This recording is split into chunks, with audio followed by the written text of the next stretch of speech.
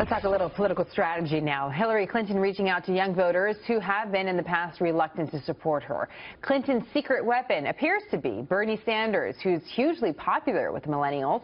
The two will be campaigning together at the University of New Hampshire today, holding a rally and a discussion about college affordability. At a rally yesterday in North Carolina, Mrs. Clinton stressed the importance of these young voters. We're seeing spikes in early voting. And we're seeing voting rates among African Americans, Latinos, and young people going up.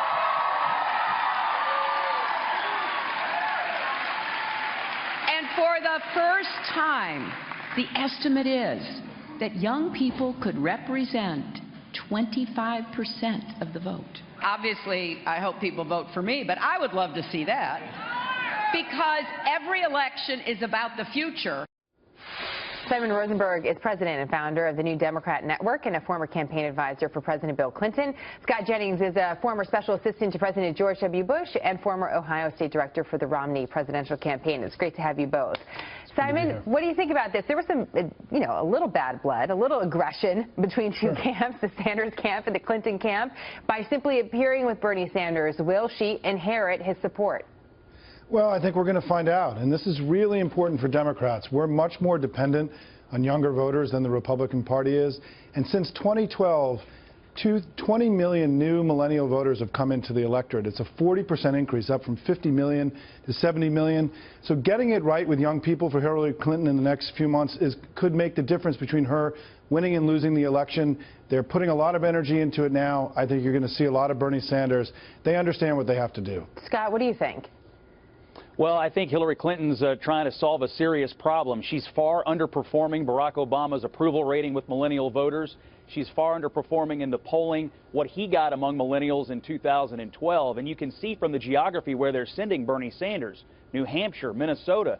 These are states that really ought to be pretty solidly blue right now, and that's where Bernie Sanders is going to campaign. So we've got really major political problems for Hillary among this group. She's got to recover, as Simon said. If they don't recover among this group, the composition of the electorate changes. They're leaking votes to Gary Johnson. It makes it real hard to win in some swing states, and it puts other blue states a lot closer than they'd like it. Do you think it's make or break, Simon? It's not make or break, but I think it's important, right? There's so many things that go into a winning campaign, and clearly Hillary had real problems with millennials in the primaries, and there's just much more of them than there used to be, right? I mean, there's going to be, in 2020, there'll be more millennials than any other group in the electorate, and so she's working really hard. The campaign understands they have a problem. They're producing media now. They've changed their schedule. She's speaking to young voters. She's campaigning with Bernie. They are working this very hard, and I think that they have the ability to really move the needle on this in the coming weeks. Scott, there are some real differences, though, between Bernie Sanders and his platform and Hillary Clinton, and what attracted those younger voters. What do you think about that, and does that actually present potentially an opportunity for Donald Trump?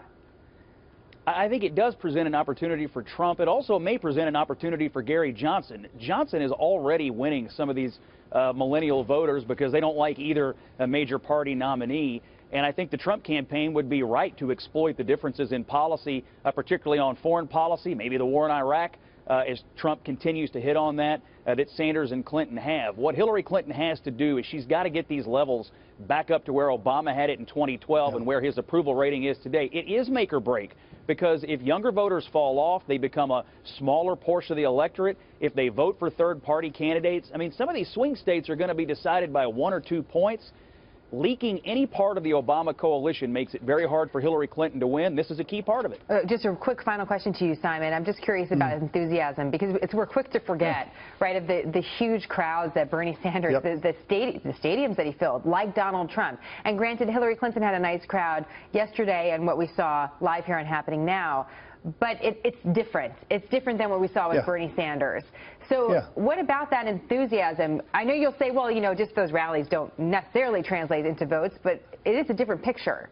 No, I think rallies matter, by the way, and I think they matter for Trump, too. So I think that they are an indicator of enthusiasm. I think what you saw in the debate, for example, on Monday night, we saw a big increase in younger people watching the debate. Younger people are checking into this debate. They weren't as checked into the Democratic primary. You didn't see a lot of young people watching our debates on Saturday nights at 9 o'clock.